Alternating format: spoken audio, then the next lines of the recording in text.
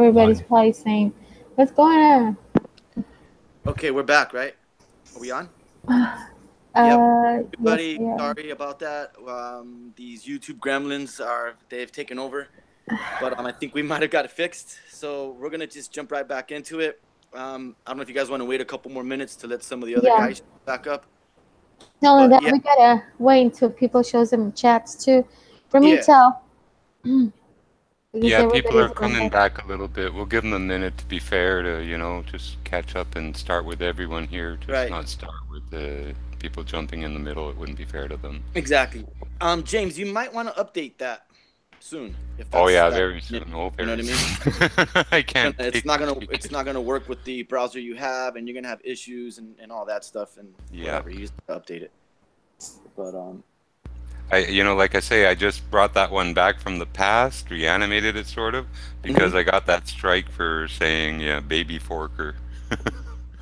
oh, that's what it was. Yeah, Oh, I made a Oh, B-52 don't say it on porn here. bomber, and then Mhm. I called him a baby forker. Not F-U, F-O-R, Right. like a fork. right. But apparently the censors at YouTube figured that was a little too racy. They call Yeah. spamming practice or whatever. At least it's not blackmail and extortion. Well, yeah, exactly. They need to go after the people that are doing the dirty work, and they just turn the cheek the other way. They allow it. They don't give a crap. Well, I wrote a long letter to YouTube on one of their help pages there about, the benefits that they give to porn bombers, serial porn bombers. And this serial porn bomber's been attacking us, basically.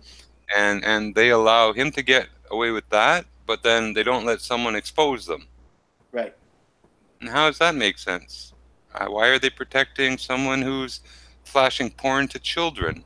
A criminal act. It is. Yep. Why is YouTube endorsing criminal activity, sexual deviant behavior of these predators You're on with their live. channels? Well, It's yeah, sick. I'm not no problem live. I'll say it live. I'll say it dead.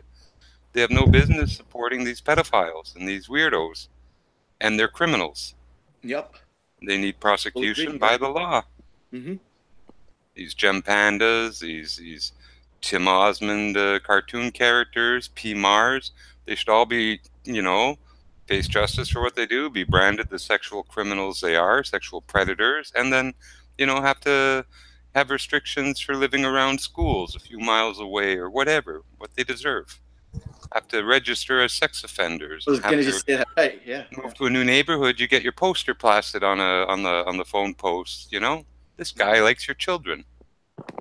So Lee Level should have his poster all around town, and let people know he likes to porn bomb children and show them dicky and titties. Sick boy, very sick boy. But YouTube protects him. Good for them. I'll shut up now. It's all good, man. It needed to be said. It's just one of those things that it's just not fair, But we can go ahead and start. I mean, there's 10 people watching for now. Yep. It's up to FPV. Yeah, let's get on with it in case we sidetrack any further. I know. Right, so ready for me, yeah? All right, I'll just present to everyone. And we'll start taking the top again. Right, what I'm going to play to you here is screened by Sarah Westall and Mauro Biglino. It's almost like a confession from the Vatican. Mauro used to translate scripture for the Vatican and has some very interesting things to say. I'll get the link to the actual stream dropped in chat. It's a 2-part stream. So just sit back and listen. You've got some very important words that you need to hear. The Bible tells us a story totally different from the one told in the theology. I just tell what I read, so no one told me what's going on. I just tell what I translate. And all the highest, powerful priest in church knows perfectly what I'm going to tell, because these kind of things sooner or later must be told. They must be told. I cherubini erano dei robot. The cherubims were robots. La Bibbia I'm sorry. Hold on a second. Who were robots? I cherubini. Cherubims. Oh, so there was The angels, robots. cherubim. The angels, the Oh, cherubims. the angels were. angels, were robots. The angels were robots. The angels, named cherubims, were robots. What did they look like? Erano macchine monoposto per volare.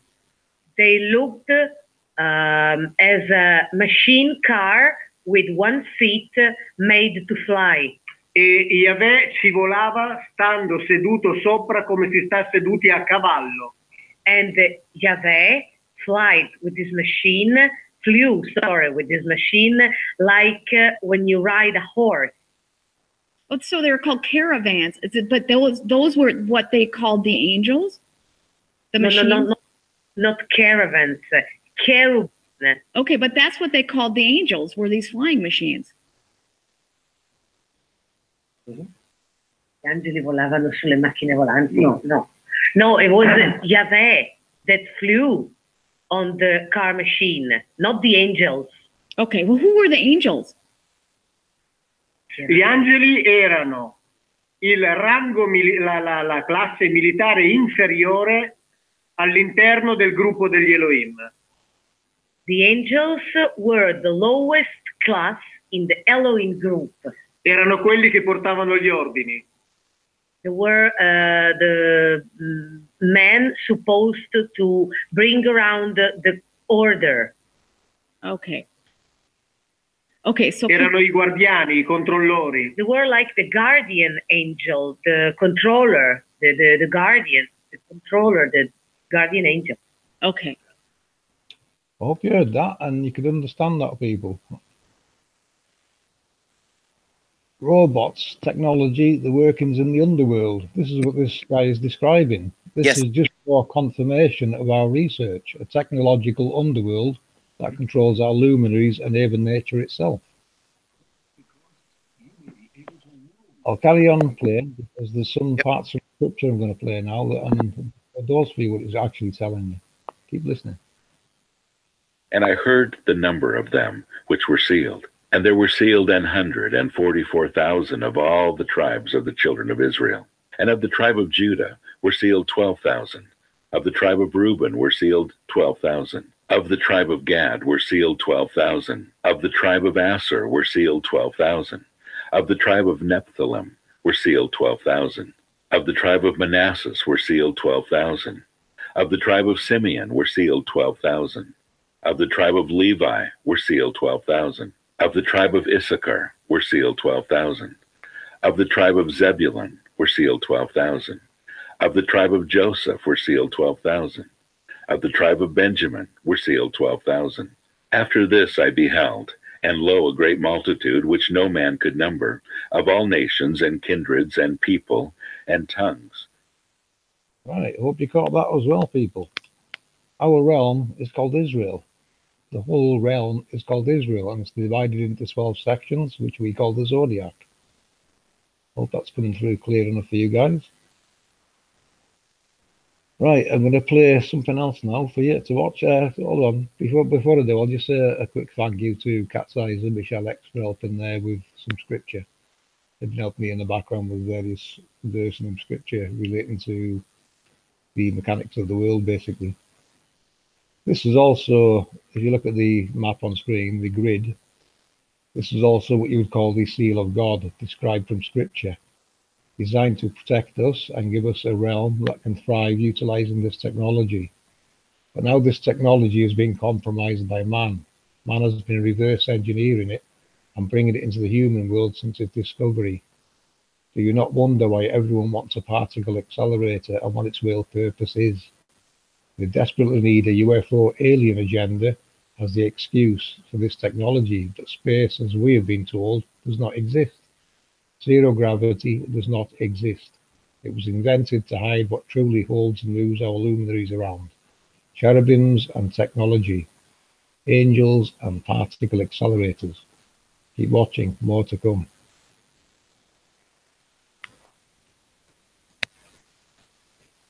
Right, I'm sure most or some of you at least will have heard of the Antikytherian mechanism.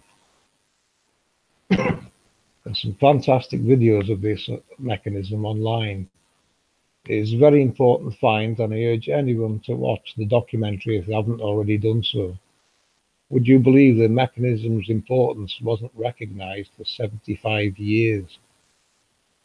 The Antikytherian mechanism was discovered in the early 1900s by Greek sponge divers. They found the shipwreck, which was submerged nearly 150 feet while wearing gear that was standard for the early 20th century, canvas suits and copper helmets. When the original diver surfaced with reports of artifacts, horses and corpses, the captain assumed he had raptures of the deep, essentially a drunkenness as a result of the nitrogen in the breathing mix piped into the diving helmet, although the diver was actually fine. There seems to have been a lot of amazing discoveries in the early 1900s when you think of our research with the Nazca lines. Anyway, once the artifacts were recovered and analysed, it was found to have been on board the sunken Roman ship that was bound for Rome. The design was at first thought to have come from Archimedes, but further research reveals it was a Sumerian design. I've seen various sites online claiming different places of origin. The mechanism was determined to be the world's first computer. This computer could do something amazing. It could track the sun and the moon. A lever could be cranked by hand to turn the gears to show the movements of the sun, the moon, and the planets. Plus, it could track eclipses and the schedule for the Olympics. And it was accurate too. Nothing as sophisticated or even close appears again for more than 1,000 years. It had to take into account engineering, motion of the meshing gears, astronomy, lunar motion and phases, sun and lunar eclipses, geocentric theory, Hipparchus eccentric theory, the four known cycles, metonic, elliptic, Saros and exeligmos, the calendars that we use from Greeks in that era, and so on and so forth.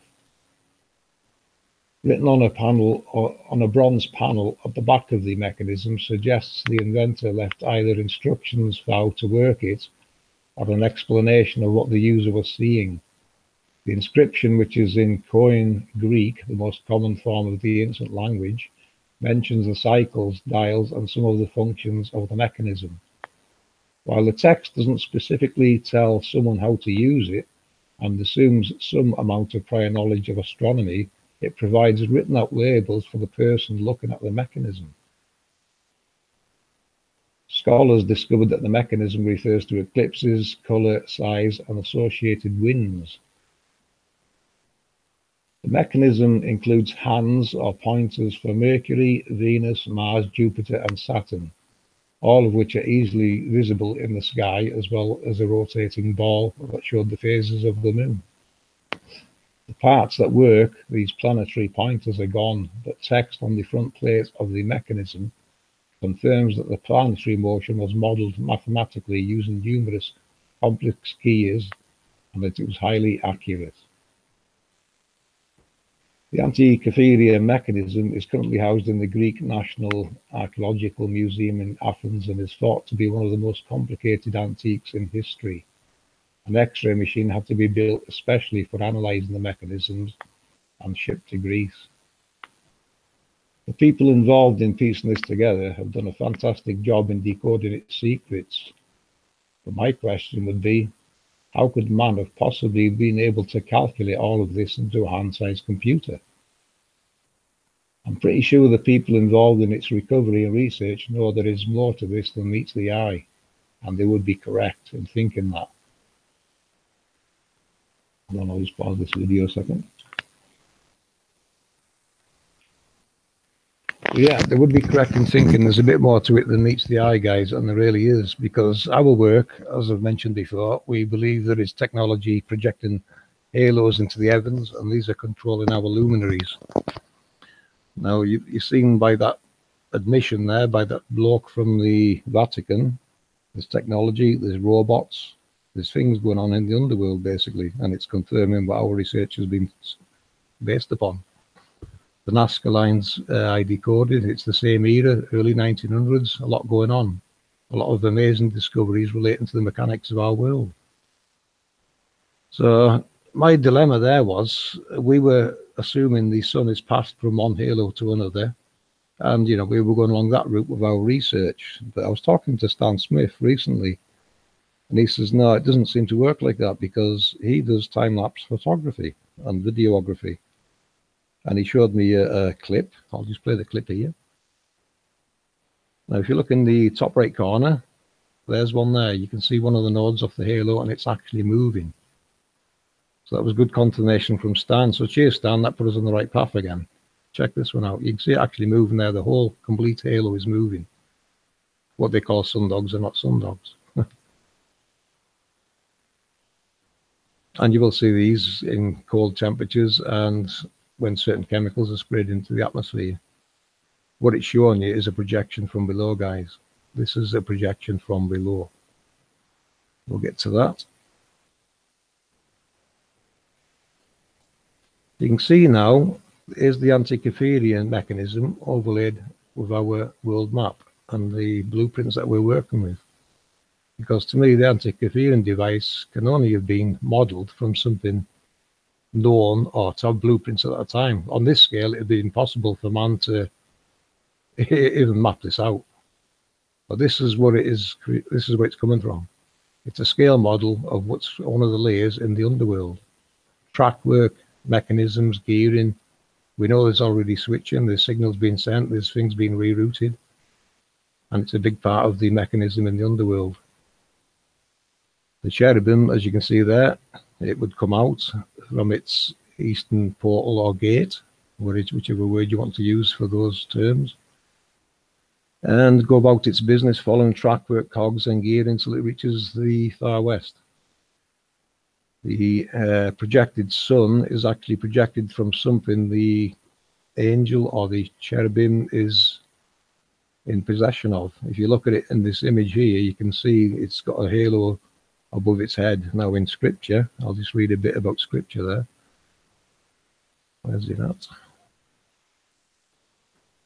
This is from Ezekiel. And the cherubims lifted up their wings and mounted up from the earth in my sight. When they went out, the wheels also were beside them, and everyone stood at the door of the east gate of the Lord's house, and the glory of the God of Israel was over them above. What that is actually describing is the cherubim launching the sun into the heavens by way of raising their wings, which lift the physical halo in the underworld upwards, and the sun and its electromagnetic halo in the sky react accordingly. Then the cherubim sets off on its path with the sun following in the heavens, mimicking its every move as it moves from east to west, elevating and lowering the sun as its halo, whatever needed, on its set path. This also includes revolving in locations which is seen and noticeable by watching the sunspots, and even the moon's rotation. The projected halo can also be seen moving and rotating when certain chemicals such as barium or cold temperatures reveal their presence, as you've seen in the time-lapse videos.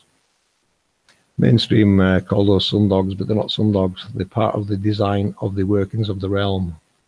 These are the electromagnetic projections from the underworld. You may remember from a previous video when I was decoding the Nazca lines, I also found a robot-like figure. We called him Robot Dude. I suspected then this was one of the cherubims, and it seems to be depicted at a console. Now, people are fixated upon the heavens and ponder the luminaries. I would recommend just using the luminaries as location markers. They are sky glyphs. They are telling their story. They are showing you where the cherubims are in the underworld at any given time. Their role appearing to be element and creation related, which one conscience will be discussing more in a few moments. So there we have it, guys. This is the model where we're following now. It's another layer in the underworld, and it's revealing how the mechanisms work with these luminaries, how they actually move around our heavens. They're projections from below. If you take a look at the halo around the cherubim, you'll notice a bright spot at the front of it there on Saturn's and Jupiter's. This here is what is being projected into the heavens and what we are seeing as planets or luminaries. Now the 12,000 in each tribe that you've seen on the overlaid grid, so that's where the 144,000 is coming from. So there could be up to 144,000 of these cherubims in the underworld moving luminaries around. That number to me would be unknown. You know, we're just going by planets, sun, moon, and a few other things. But them numbers are relative to the motions or workings of these luminaries. This is how it works, guys. It's basically like if you remember at the fairground ride, the bumping cars. It runs along an electromagnetic, an electrical grid. At the wheels, it's always live at the wheels. It's run on a live plate, and of course these cherubims they seem to be made of gold, which is a perfect conductor for electrical work. And that would explain how the particle accelerator it is holding aloft is still working, because that was the problem for me. How could a particle accelerator work if it's moving? But this kind of answers that for me now. It is running on electric plates, and that's what's keeping the power going in the accelerator. The particle accelerator is what you're seeing. You're seeing the electromagnetic projection from a particle accelerator in the underworld. This is why there's a big interest in particle accelerators in certain countries. There's about 25 locations currently in the world involved in this technology. This one here, this halo you can see here, this one appeared above one. One conscience, especially for her, especially for you, that one. Your own personal halo there. If you look, you will see them. They keep forming. They are not sundogs. As above, so below, guys. This is what it's telling you. If you're seeing things in the heavens, it means there's something going on below. We're not supposed to see these. We were never meant to see those. But because people are tampering, reverse engineering, God knows what else they're doing down there, we're seeing them. And like I said, Barian shows them up. That one's from China. Miss China. Yeah, they just keep popping up. Stan's captured them, China. Michelle X has captured them. The ones on her own personal one, as she come out and looked up. Mishka, she's had them. Sandra sent images of them. They just keep turning up in all weathers. So, a big part of the puzzle for us, you know, this now helps with a lot of work we're researching, because it'll help us progress more and understand these motions of the luminaries. I'm going to hand over to Anne now. She'll, since we discovered this, she's going to show you what she's been discovering going by this information. So I'll stop screen sharing and hand it over to you, Anne. Yeah. Hey, FPV, thank you. That's very interesting stuff, man. I'm sure. Yeah, I'm gonna have to watch this all over again. And yeah, it's one of those again. I gotta watch this again, but yeah, One, it's all you, hon. Go for it. All right, thank you. First, I'm gonna put on a video that I made, and then I'm gonna go into a couple more things that I came up with after he showed me all of this. So, get this ready.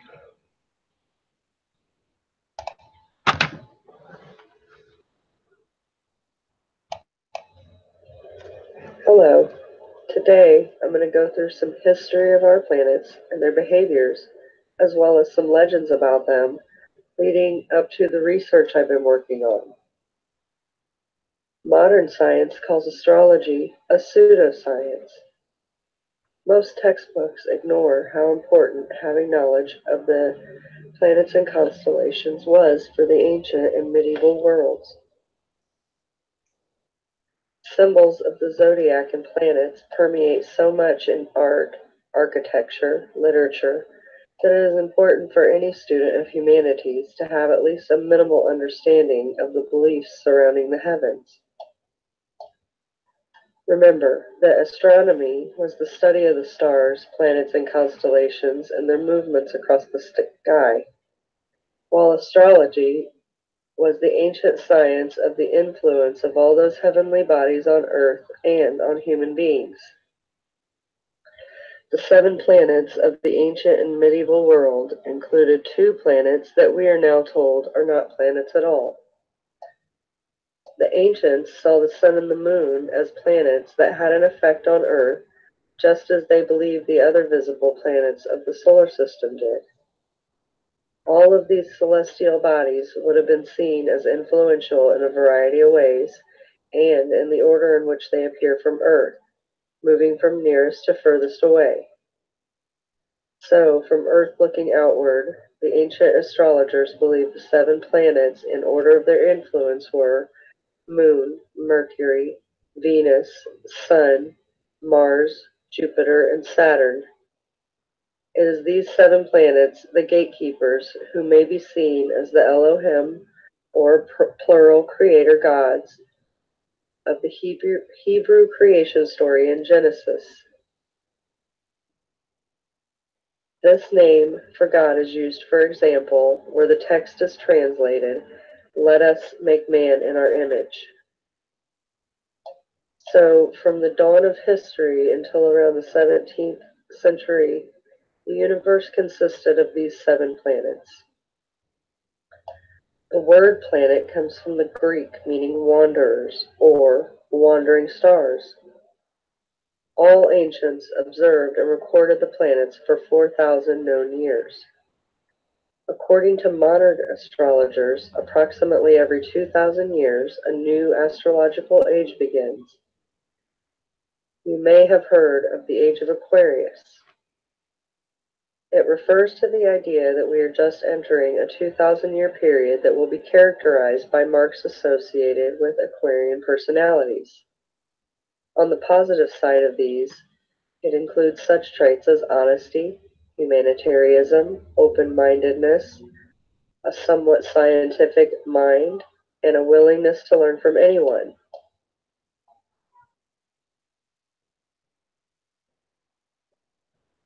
Through what is called the precession of the equinoxes, astrological ages seem to move backwards through the zodiac.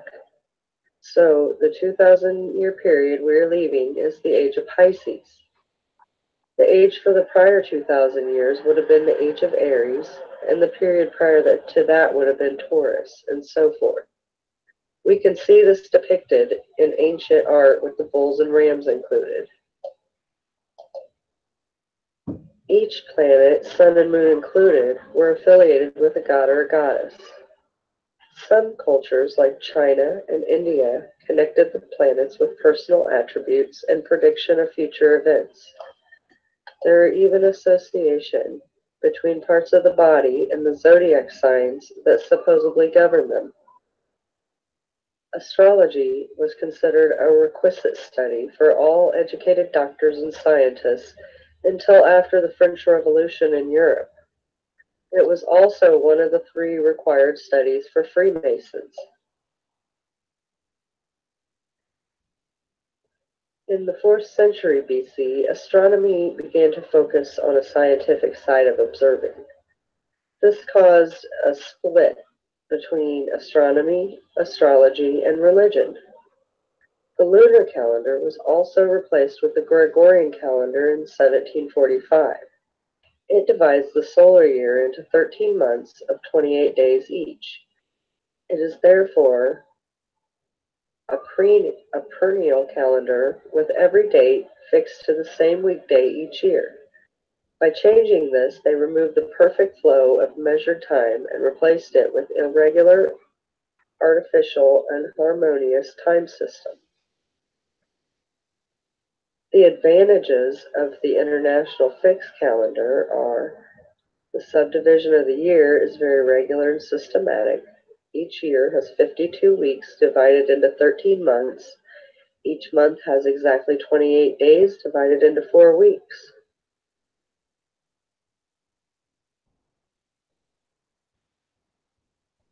In the 16th century, the word planet became much more specialized.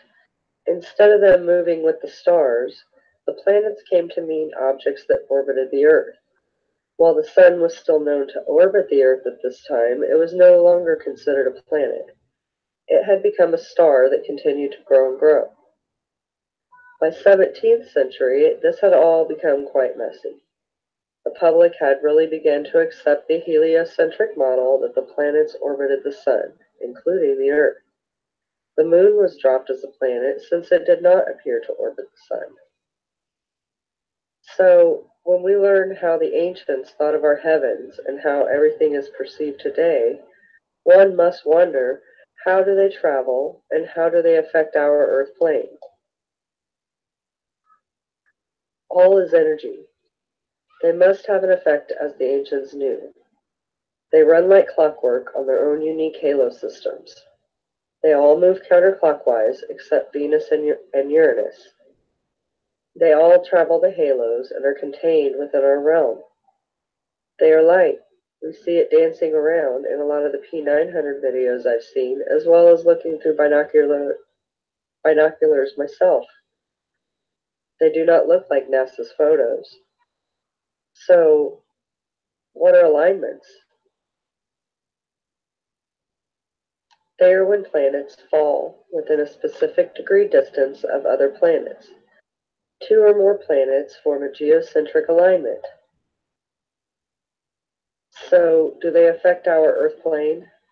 Yes, certain alignments do affect events on Earth.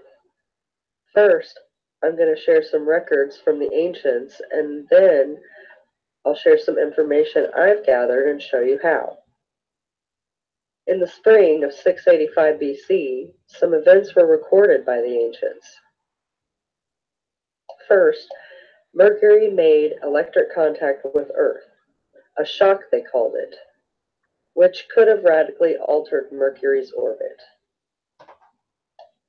Second, at the end of the year, Venus disappeared behind the Sun 30 days earlier than what it was expected to. Third, on June 15th, several things occurred. According to ancient recordings, the Sun went into a high activity, and for 1.5 month long series of continual corneal mass ejections, it hurled tons of protons into the surrounding space. The effect was, it caused unusual auroras on Earth. Also, June 15th, the Olmecs note that the Sun was not setting in the proper location. It changed its path, they recorded. This condition lasted for some 40 days. And finally, on June 15th, it was the day of the new moon. Venus and Mercury, located close together in the sky, started blazing like suns. Two suns were seen battling in the sky, China recorded. A couple of legends that were tied to this event were that Venus, portrayed as Aphrodite, had taken a young boy as a lover, but soon destroyed him with a blast of fire, a thunderbolt. And also, Hesiod mentions Venus and Mercury sacrificed themselves in order to defeat the lords of the underworld and start creation. The next event is Jupiter also received a plasma outpouring from the Sun. It switched into a glow mode on July 9th, and it produced a 3-pronged plume at its north and a gigantic split outpouring at its south. In fact, on this same date, the Sun, Mercury, and Jupiter were all in alignment. On July 4th, Jupiter responded with a returning lightning stroke directed at the Sun. A mass energy was released, seen and recorded worldwide. Its travel was followed for 11 days. Asia and Europe recorded they saw it approaching. The people of the Americas recorded they got a full broadside view as the bolt passed. The plasma bolt launched from Jupiter was known as the lightning bolt of Zeus. This all seems hard to believe, except that these are close and they travel in the layers of the halo system. So, how can this all happen? After reading that bit, it sounds to me like an electrical discharge of a pre-designed trigger of the halo system. Pre-designed electromagnetic paths.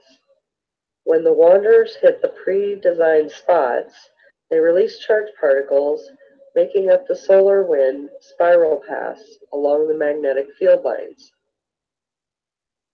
The velocity of each particle as it travels around the field line can be treated similarly to a thermal velocity in an ordinary gas. This means thermal velocity is roughly the speed of sound.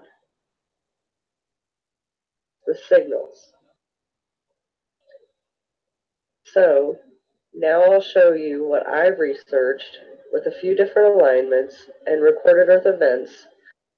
And what I found is that there are signals sent when these alignments happen. The signals cause very large Earth events in the area that receives the signal. Above stated events of Earth being shocked, the odd auroras, the sun not setting properly for 40 days, and the energy bolts being sent about between the planets are from signals being sent, probably from the alignment of Sun, Mercury, and Jupiter. Some of the recent examples I gathered are August 31st, 2013, we had a sextile alignment and it led to a megaquake, an 8.0 or higher. On February 4th, 2004, we had a square alignment and we had 2 megaquakes that day. On August 17th, 1987, we had a trine alignment and we had a megaquake that day. March 23rd, 2017, there was a square alignment and we had 2 megaquakes and there were 58 erupting volcanoes that day. And on April 14th, we had a Grand Cross alignment and we had a megaquake along with 11 sevens and 10 sixes. So these few examples do show us that these alignments indeed affect Earth events and possibly the people here as well. All the data I have gathered here and will continue to gather will show us how this is all part of a design system that has certain trigger points. When the points are hit from the movement of the celestials, it sends the signals that cause these Earth events. This makes a lot of sense when we think of how there is below us a technical system of plates receiving the signals sent, connected electrically and magnetically to the firmament above. As above, so below. Next, we can take a look at the planets I've recorded and see them moving about on the halo system. On the maps I've made, they're in their correct zodiac signs. This took quite some time to gather the data for this because you can't make the planets move faster to track their movement. However, it's worth it, I feel, because we can, as always, we can see real data and show how it affects us.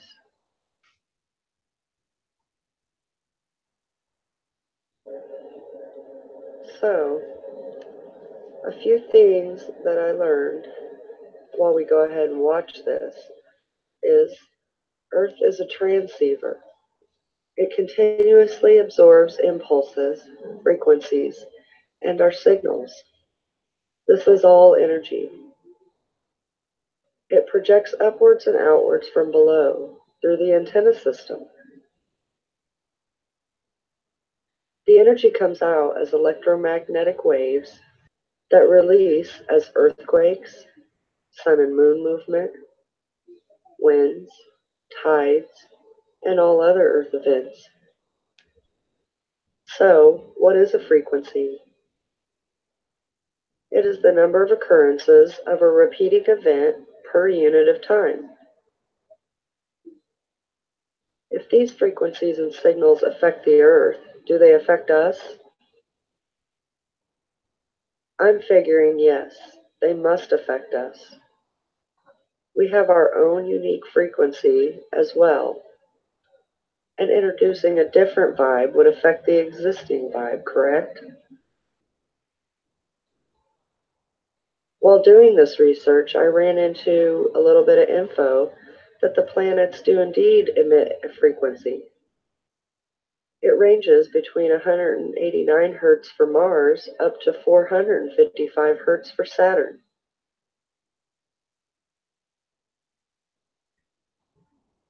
This will be the next project that I'm working on, is to find out if and how alignments affect us.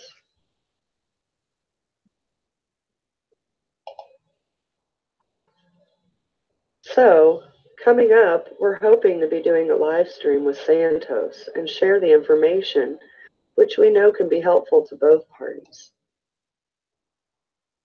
What we need help with is luminary positioning within the halo system. Once it's done, it can help us work out where each of the Wanderers' individual halo systems are. Now that we're aware there's a technology at play, this changes everything. It gives us many counter explanations that mainstream could never give us, nor would they give us. This truly does give us an answer about why they would lie about the shape of the world.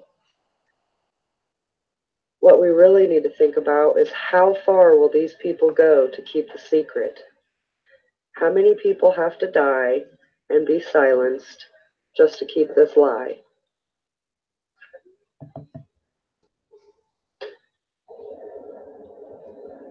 So as we watched them, we can see how I played with where to put them a bit. I did decide to leave them on the outer halo until I figured out which halo system that I need to place them on. The best data for that would be real footage of the illuminary and the direction the viewer sees it from their location. Also, when I mapped these, I jumped a few days with each map so we could actually see them moving. They do take time to move around and record. Also, if you note the little R's next to some of the planets, this is showing that they are currently in retrograde on the map date. So that brings up another question. What is retrograde? Well, dictionary.com says it's moving backwards, retiring, retreating. In astronomy, it is moving in the opposite direction of its natural order. Or does it really? We questioned that. And what we will show you in the video FPV put together is as it moves about the halos it's traveling on, it's our perception as it goes around that it is having a backwards appearance. With our angle and perception, it appears to slow down or go backwards, but it's actually traveling the full halo and returning to the point to move to the next halo. By the way, thank you, FPV, for the great video. Very good work.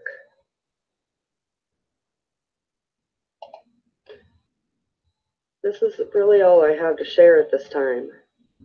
Thank you for listening, and I'll hand the floor over now. Nice, got one. Yeah, good stuff. Excellent presentation. Yeah, yeah. Loved it. Yeah, Very, I loved that. yeah, I'm gonna have to watch that again too. I do have a bit more. Okay. Yeah, every view, more to go. Nice. Give me a second. Okay. All right. Do you guys still see that? Yeah, good to go. Yep. All right. So the next bit I put together, I did it at the last minute, actually. What I put together was a few pictures, and I wanted to do some correlations that I saw of the mechanism the FPV showed. As soon as I saw it, I had like this feeling, I kind of knew it was going to fit with a whole lot of things. I could just see it from the start. I had heard of this mechanism, but I had never seen it laid out until yesterday.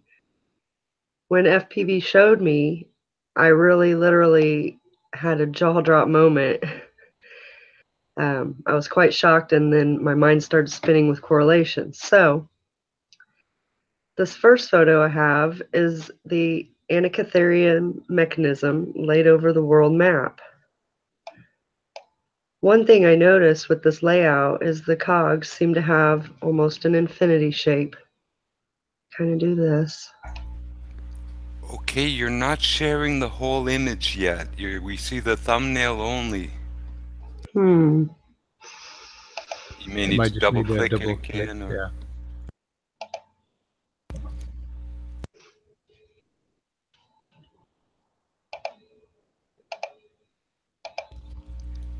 You're good now, but it's small. It's just That's okay as large though. That's as large as it'll go, but it'll do one that. There we go. Okay. Sorry about that. It's beautiful. It's gone again. Is it back? Not yet. No, I don't think it's when you're switching. I mean, small will do if it stays small and you can still carry on. Yeah, we had a flash of the big one. That's Jimbo's I don't mean it that way. Giants were all small. Had a flash of the big one.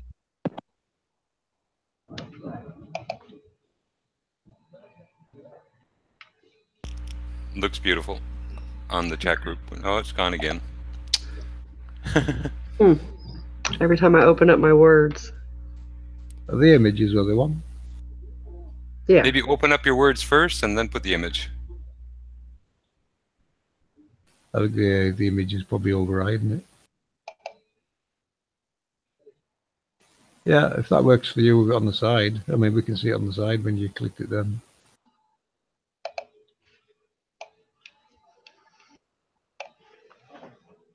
We saw your words too for a sec with the picture. Okay, well, anyway, what the first one is the Antikytheria mechanism laid over the Earth. And like I was saying, I can see the infinity symbol. It reminds me of our jet streams. So that kind of showed me right away how our jet streams are being pulled along. The second thing that I wanted to map out were the chakras of our Earth. And when I put them down on the map along with the mechanism, everyone can see where they're sitting. They're sitting right on top of all the cogs, which also explains why there's such great energy spots coming from those areas. The third thing,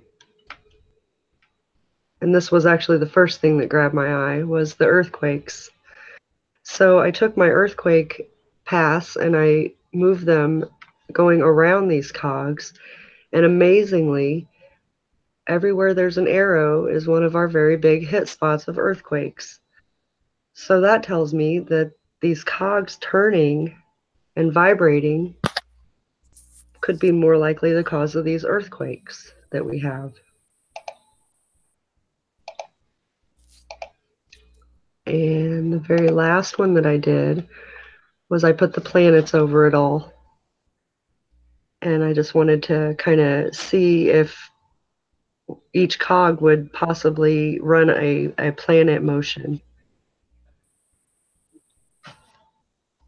That large one would certainly explain Jupiter's orbit, wouldn't it? Yeah, and Saturn. Those time it takes. Yep, the couple in the middle there, because they're so large. They both take so long, Jupiter and Saturn do, to go around. So yeah, it would, and I don't know if they're on the right place again on this map, but that's what we would need, real data. You know, where are the planets? What is their position in the sky? What direction do you see them from your position? And maybe we could get a good idea of exactly where these go and what cogs they run on. But that really is all I have this time. No comment. Yeah, that's really all I have, but thanks for listening. Yeah, fantastic one. Lovely. Really excellent. Great presentation. Thank you. I'm going to have to definitely watch this again. Yeah, moving forward. James, what's up? Well, it might seem a little lackluster what I have to present today, but it really does go to one of the myths of science, or actually one of the lies of science, and right to the heart of it and to the heart of our environment. Again, I've done a lot of stuff on petrification, and the big thing is that the myth is that petrification takes millions of years or a long time. And the fact of the matter is that it is actually a very rapid process. Of course, depending on some conditions, but it is very rapid. Now, I'm going to do a PowerPoint presentation of just some material I've gathered on petrification, places that and water sources that cause an animal that drinks from that water to turn to stone. And some of the examples are indeed from the Scientific American magazine, which has apparently a high level of credibility, at least in this sense. I'm willing to say that they're probably pretty accurate, and we'll get right into the presentation if you like there. But I'll start a screen share, and that one should be it. Present to everyone, and click on me. So I don't know, I'll wait till, is it sharing and presenting now? Perfect, Jim. Yeah, carry on there. Okay. I won't do it in the, I could do it in the other mode there. Let me just go to slideshow. Okay. So we're going to look at petrification and the petrification of matter, okay? Now again, the myth is that it takes literally thousands and millions of years to petrify things. Here we have a place called the Petrifying Wells in England, and people go there to bring trinkets and other stuff to bathe them in this water. And this water has alkali minerals in it that cause anything it touches to become petrified. And this process does not take a long time. In fact, depending on what you're petrifying, it can be days or weeks. So here we have some samples hanging up there, a teapot. People bring little teddy bears. And there's one lady who petrifies stuff and sells them. She makes trinkets out of stuff. There's a statue at the top here. It's a petrified angel, I believe, and not necessarily a statue. But again, that's just my own opinion. But as it says here, if an object is placed into such a well and left for a period of a week or months, the object acquires a stony exterior.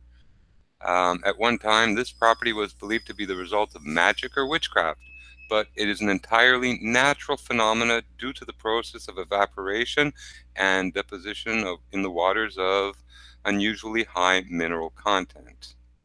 Okay, so they're saying it takes weeks or months to, even just petrify the outside and start the process towards the center.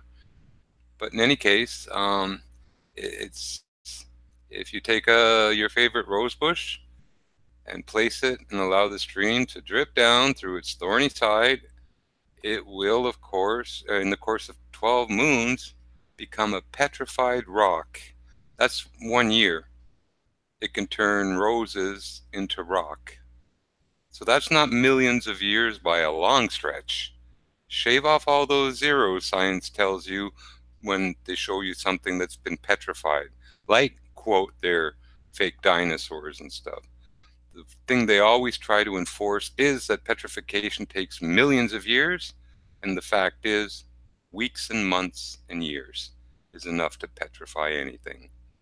Of course, depending on size and conditions. But again, anything can fossilize, and organics even more so. Here's a picture of some fossilized wood from somewhere out southwestern USA. And again, that came in contact with possibly some petrified. It was underwater at one time, and it certainly did become petrified. Here's an example of where the man-made petrification of wooden stuff is done in an oven and with some argon gas or whatever, and just all this pseudoscience to try to, speed up the millions of years process, as they claim, or whatever. So we won't delve too much in that. But, petrified wood, solid block of wood petrified in only a year. You know, not millions of years, only a year, you know. So we have a whole history that implies that people were petrified, turned to stone in all kinds of mythology. Pretty well universally through mythology, petrification and turning to stone is recorded. Okay, in Homer's Odyssey, it's recounted that the god Poseidon turned a ship into stone. A small island off Greece, and what is it, Corsica or Corcyria, Corfu? It's a petrified ship of a giant. We have all kinds of statues and art. We've been there before, but again, petrification, like some of these statues, they were really people. Another one, idiom, daughter and granddaughter of whatever, was a priestess, temple, and for whatever reason, some fighting, someone turned someone else to stone.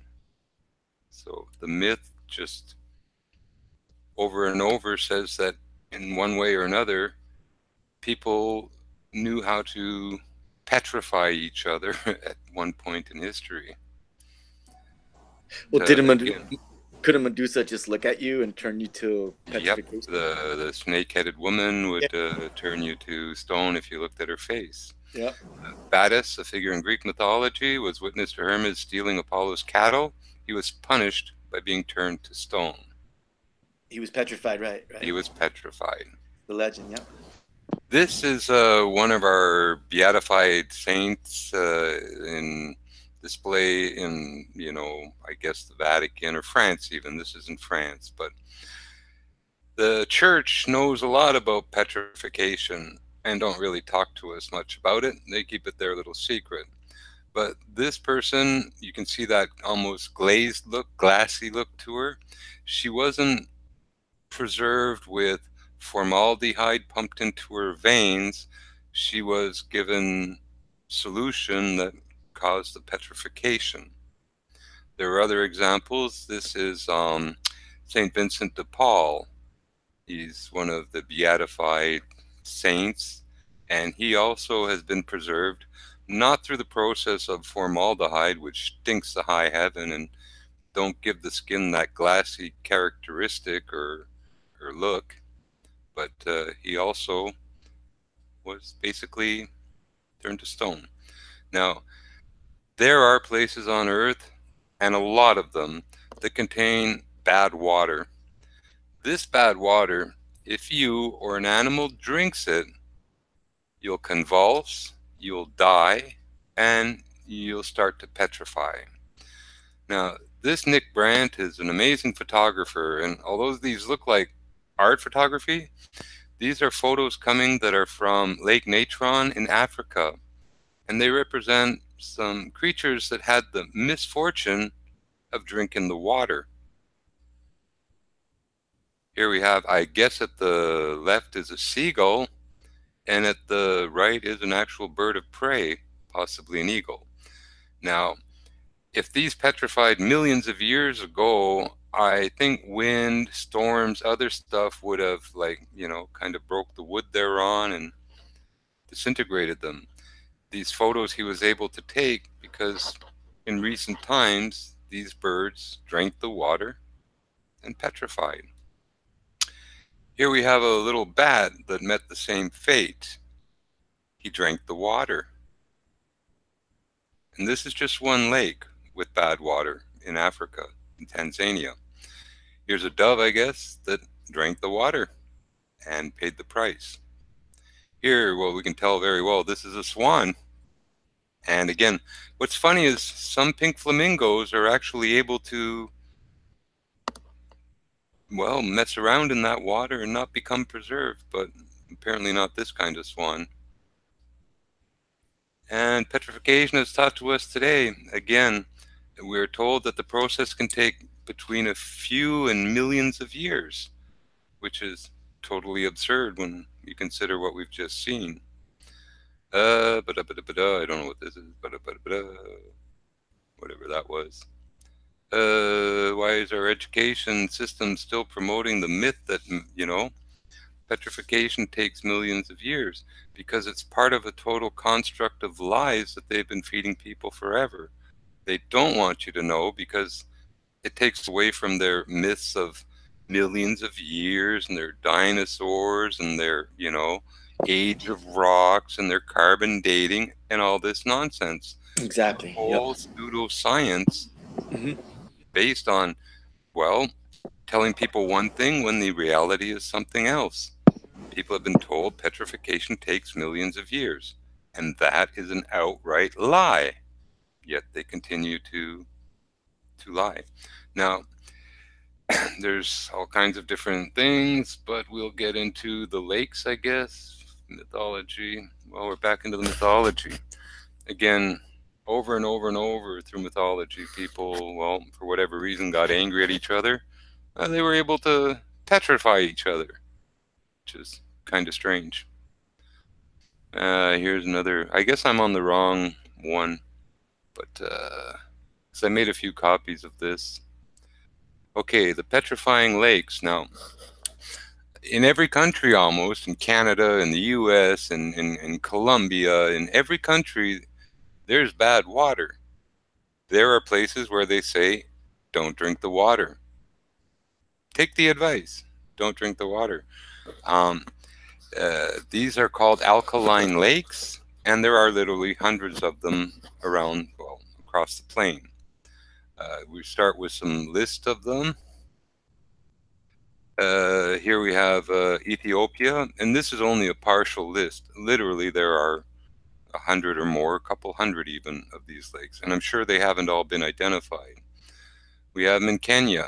We have them in Tanzania. We've just seen more in Tanzania. High mineral lakes that if a creature drinks from them, they become petrified. If something falls in it, they'll become petrified if they don't get out. In North America, Mono Lake in the USA, I believe that's in Utah, is a petrifying lake. Other sort of lakes in Nevada, Soap Lake in the US, I don't know what town that is. Baldwin Lakes, you can't drink it, you can't swim in it. Alkali Lake, Oregon, good luck drinking that water. Summer Lake, Owens Lake. Borax Lake in the USA, it's got borax in it. Manitou Lake in Canada, don't drink the water. Good Enough Lake in Canada, don't drink the water. Mexico, Chile, they're just all over the world. So I guess that's about it. I was reading up on some Royal Academy stuff on petrification. In this volume, they are discussing why to tell people petrification takes millions of years and not tell them that it's a rapid process. And this is from, I believe, the 16 or 1700s, this document. But in any case, I mean, they planned the lie long ago. And that's it for the presentation. But the basic thing to get out of this is that petrification is a rapid process. It does not take millions of years. And there are plenty of ways that, you know, the job can be done, not just drinking water. But that's about it for that presentation.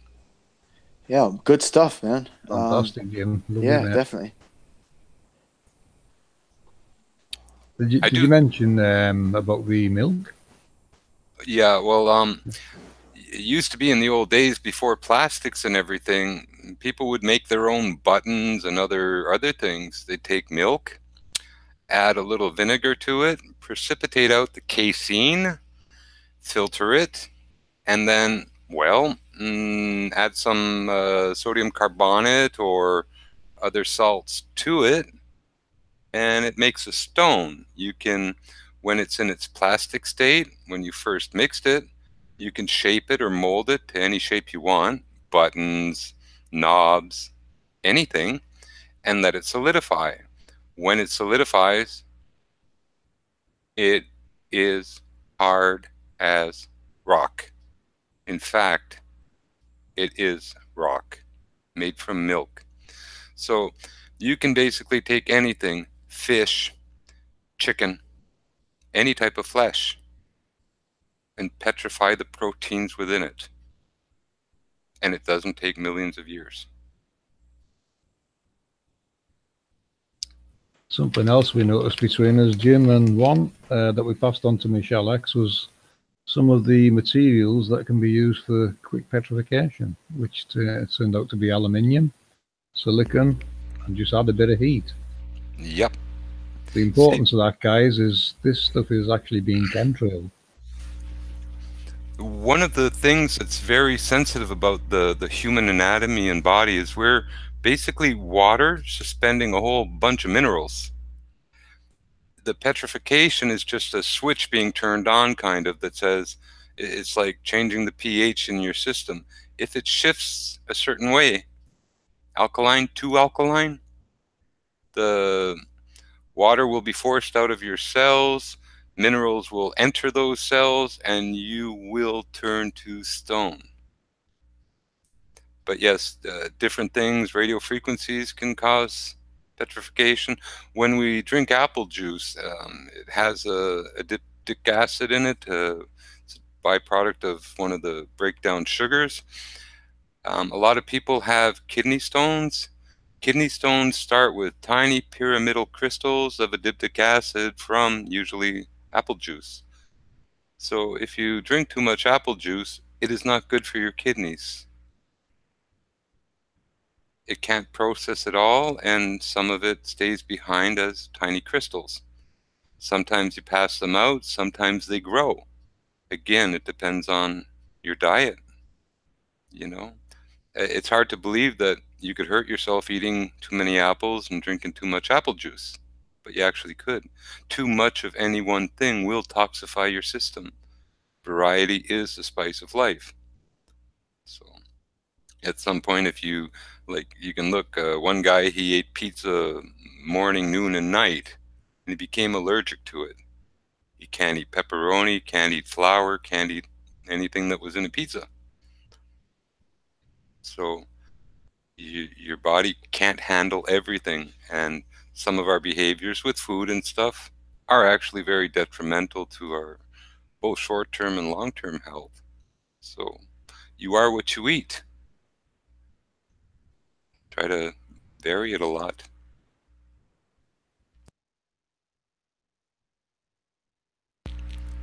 But there are many ways that the petrification process can be triggered, and it ain't hard. I mean, these giants that are all petrified now may have been petrified by the mechanics and some frequencies emitted by the angels, or these mechanisms. And, you know, all these things that we're looking up and then petrified looking at light or whatever they were looking at, that signal or whatever triggered the petrification came from above. The only thing I know that's above really that could do that is, you know, these so-called angel technologies and the frequencies they can emit.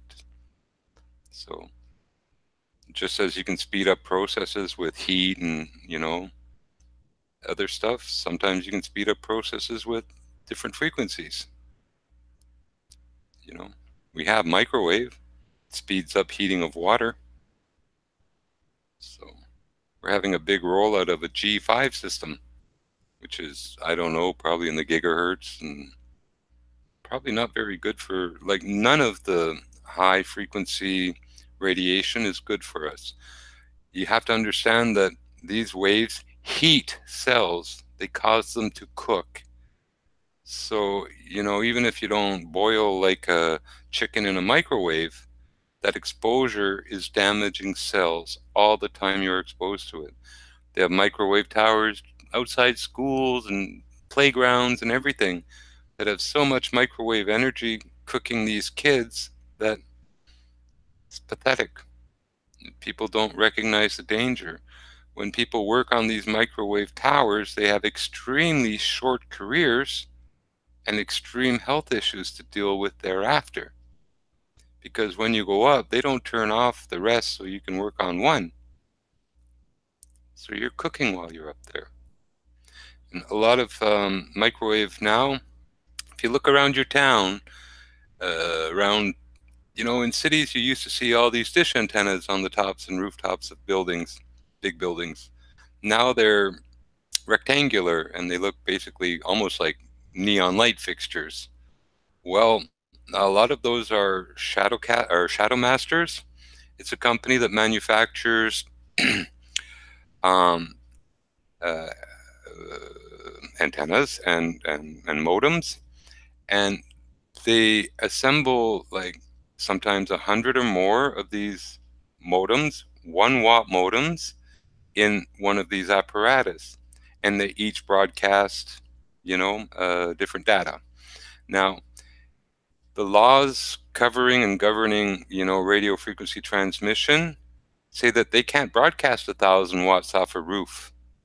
So it's sort of what they've done to circumvent the law is they're not broadcasting 1,000 watts, even though there's 1,000 watts being broadcast. It's divided by the number of 1-watt or 2-watt units, because you are allowed to broadcast 1 watt. So, it's like the Chinese.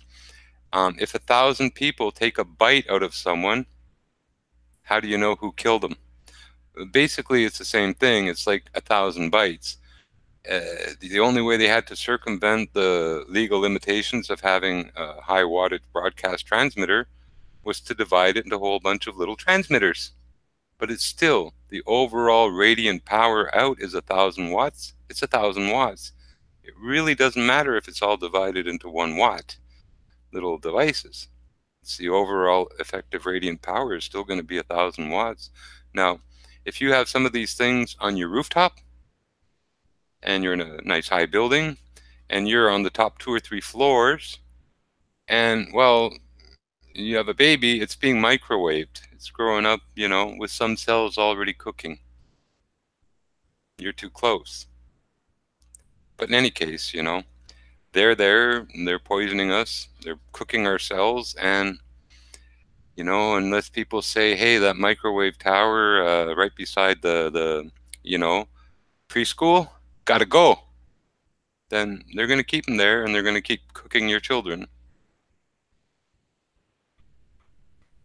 But eventually people will start to complain, will recognize the danger, and they will have to move these things or find a different way of, allowing us to use the technologies that don't cook us and kill us instead of all this artificial man-made stuff that seems to be engineered to do so.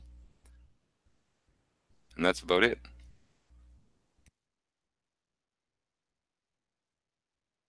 That's where we're at, guys, and hopefully the work we're putting out might make some change in the world for the better. We do some better instead of worse, surely. Yeah, you guys, very interesting stuff. Thank you. I've learned quite a bit, and I got to rewatch some of this stuff. I don't know if I'm not watching the chat, but I don't know if anybody in the chat had any questions for you guys. I'm sure Cat's eyes on chat. Well, maybe what we should do is just polish it off right here, restart the Hangout. That way we don't have to edit it after to edit out, part of this question answer session. That way we can handle them 2 separately. So it just takes a minute to reboot with a new Hangout, get that one to compile, and we'll be here for question and answer. Sound good? Yeah, go for it. Yeah. Are you ready for that, Cats? Okay, right on. I guess. No, I'm just joking. Yeah, I'm ready. Okay, so we'll all poof for a minute and come back with a new hang. For chats. All right, we'll be right back, y'all. Hold on tight.